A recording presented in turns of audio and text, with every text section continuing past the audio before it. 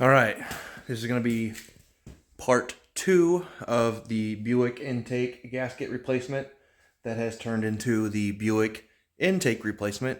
After I realized I needed a new intake because I broke it, I also ordered the lower intake gasket kit because if I'm going to be sitting here waiting, I might as well go that deep. Now, according to Amazon, my new intake and lower intake gasket should be here today, so I should expect them in the next 3 to 5 days. But to get started, let's rip off the lower intake and see what we're dealing with. All right, the intake's off, and a word of advice to anybody who does this. Drain some coolant out first, because now I have coolant down inside my engine. It's a good thing I already have the stuff for an oil change here, but still sucks. You live and you learn, right? And apparently, I fucking broke off the end of this elbow. So there's another thing keeping me from putting this car back together tonight. Oh well. Alright, I got some paper towels shoved down into the coolant bays, whatever you call them. Water jackets, what have you. And then I got some paper towels shoved down inside the valley to dry up as much as I can. We'll get it cleaned up. Tomorrow I will stop at my local Napa, see if they can get me that elbow, hopefully. I don't know. It must have just been brittle. And I've never done an intake on a Buick, so.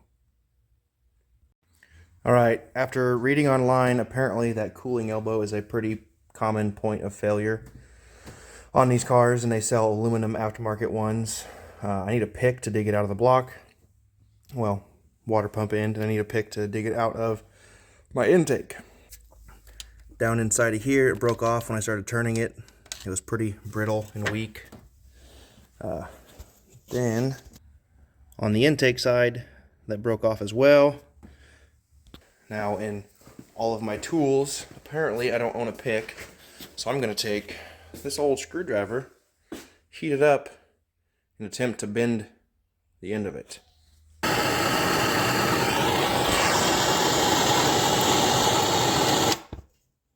wasn't able to get the process on video, but there's what we ended up with.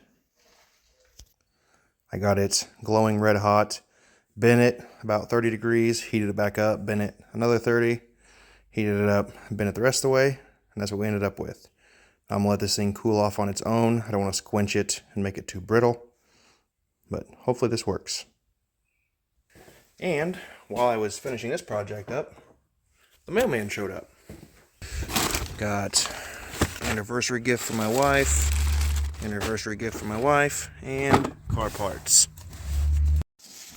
Alright, new intake, bunch of O-rings, new PCV valve, studs for throttle body gasket. I can't remember what this part's called, but a new clip-on part of that. I've got the other part over there. Some more O-rings. I'm not exactly sure what the O-rings go to. I don't know if it's for the injectors or what. I will figure that out. The new intake came with a new gasket. Here we have the new Felpro gasket for the lower intake. It came with RTV from Felpro. I got a lot of mixed parts here. A little bit of instructions. This intake came with some instructions on how to torque it down properly. Now, what bothers me with that coolant elbow being a common failure point, none of these kits that I've come across have that part in it. In order to take off the lower intake, that elbow has to come off as well. So, I did see some videos where guys were taking this apart just to change the elbow, so I'm hoping I can get a new elbow, get it shoved in there, slide the new intake in at an angle, wiggle it in, get the O-ring to seal, we'll call that good. Alright, my homemade pick is cooled down. I'm going to attempt to remove this. I'm not going to be able to record that because I'm going to need both hands. Alright, the homemade pick worked. Kind of came out a little chunky, so I need to make sure I vacuum that hole out to keep whatever debris might be left in there out of there. Now I will use my camera and light. Well, it looks like all the plastic's out. It's a little cruddy in there, but it's what you expect for a car that's 18 years old. Probably going to flush the coolant system when I'm done with all this too. Now I got to dig the other end out of the intake itself, lower intake. All right, because the way this is freaking designed, some of the stuff fell in there, but we'll get it out as well. This one broke off right at the O-ring. It was a little bit harder to clean out, but I got it out. Now I need to clean everything up really good and see if my local Napa has that elbow for tomorrow.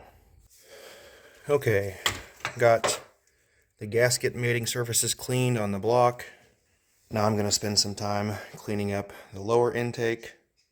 And since I'm going to be waiting on the coolant elbow, I'm probably going to paint that intake to match the intake that I just painted. That is no bueno, because I want to. As frustrating as this has all been, I do enjoy this kind of work. I don't want to do it for a living. These kind of issues I'm running into is what happens when you are a jack of all trades or a shade tree mechanic. I know just enough to get myself in trouble. If I would have watched a full YouTube tutorial on how to remove the lower intake, I probably could have stopped from snapping that coolant elbow in half. But the fact of the matter is it split in half pretty easy and was very brittle. So it was going to be something I had to change down the road anyways. It sucks right now, but it's kind of a good thing it's getting changed, so I don't have that point of failure 3 weeks down the road and I'm cussing myself out. Better now than later, honestly. All right, so another benefit to changing out my intake on the Buick is the stock intakes. The stock intake that's 18 years old. This hole right here is where your EGR valve comes through. And your EGR valve, right there, well, the piping that comes from the EGR valve, is damn near the same diameter as that. Now, after a while, a lot of this plastic will overheat right here. And when that happens, the bottom side, well, the front side here on the bottom, on your intake, gets too hot, warps, and cracks. And when that happens, these water jets right here allow water to get inside your intake. When that happens, you can end up with cracked pistons, broken valves, just a nightmare. But the new upgraded intake has a metal insert that helps protect it from the heat. The water jackets are thicker diameter, or thicker on the outside, so the inside diameter is smaller. So it's just a stronger design in general. And then the kit for the intake comes with these two collars right here. 2 different sizes for 2 different style intakes. Take a pair of vice grips, gently pull your old intake tube out. Then you have these 2 different sizes. That one's too big. This one will be press fit in. There's the old EGR hole, and if you look, that tube is pretty damn close to the same size as the hole. The new tube has a step down, and the small end is what goes through. And if you see, there's lots of room in there. And with the new version, there's lots of room, and there's that metal coupler in there to keep the heat from melting the intake. So I mean, this whole thing's been a pain in the butt, but it's going to be upgraded slightly for some failure points. Won't have any oil leaks, and it won't have any coolant leaks. So it's kind of a long journey and a pain in the butt, but learning as I go. Kind of enjoy it. And there you have it. The old EGR tube versus the new one. Got to lightly tap it in. I put a little bit of grease on it. Tapped it in. Got it flush with the top. Good to go. Okay, so I just called the local parts store. They have the intake elbow that I need for the coolant. Apparently it's a 2-piece kit, so I need to figure out where the other elbow goes and see how vital it is that I change it while I'm in here. Now, as always, I messed something up. While putting in the EGR tube, I snapped off the temperature sending unit.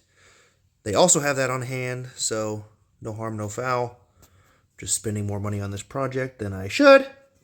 And since I'm going to be heading to town, I'm going to give this time to dry. The first coat of chrome is on the intake. I put the chrome on there because it makes the blue pop more. It looks like this with the chrome underneath.